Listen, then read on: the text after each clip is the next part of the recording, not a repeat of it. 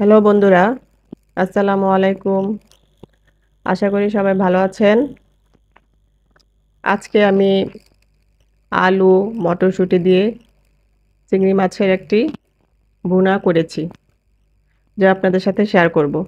মটরশুঁটি এবং চিংড়ির আলাদা উপকারিতা রয়েছে। মটরশুঁটিতে ফাইবার, প্রোটিন এবং ভিটামিন থাকে, যা হজম শক্তি বৃদ্ধি করে, হাড় মজবুত করে এবং ওজন নিয়ন্ত্রণে সাহায্য করে। অন্যদিকে চিংড়িতে প্রোটিন, ফ্যাট এবং মিনারেলসের ভারসাম্যপূর্ণ অনুপাত থাকে, যা স্বাস্থ্যের জন্য উপকারী। তাই ভিডিওটি শুরু থেকে শেষ পর্যন্ত দেখেন।